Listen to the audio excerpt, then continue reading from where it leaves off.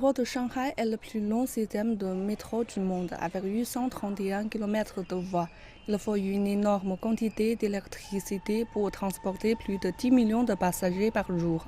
Des panneaux solaires ont été installés sur les toits de 13 stations de métro pour contribuer à alimenter le système. Les panneaux solaires sur le toit de la station de métro Longyang Road couvrent environ 50 000 mètres carrés, une surface équivalente à environ 7 terrains de football standard. L'énergie solaire de ces stations produit environ 36 millions de kWh par an, soit 1,5% de l'énergie totale utilisée par le système de métro.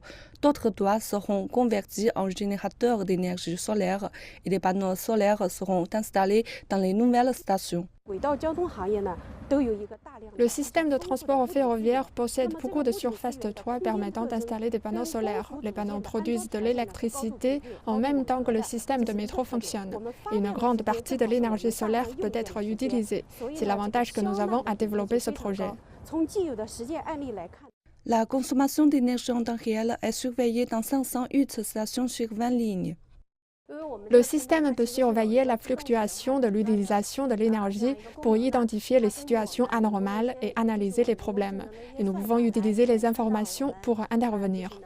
Un nombre croissant de centrales de panneaux solaires sont installées dans des équipements publics pour fournir de l'énergie propre à travers la Chine. C'est notamment le cas à l'aéroport international de Beijing-Daxing et la gare ferroviaire à grande vitesse de Xiong'an, dans la province du Hebei. Les équipements publics, comme le système de métro, fournissent un service public aux gens. L'objectif de la Chine d'atteindre la neutralité carbone d'ici 2060 est devenu une stratégie nationale. Et les installations publiques doivent assumer leurs responsabilités sociales et jouer un rôle plus important dans ce processus. Selon le professeur Bao, les équipements et les infrastructures publiques se montreront de plus en plus disposés à installer des centrales à panneaux solaires, car la technologie se développe et apporte plus d'avantages économiques.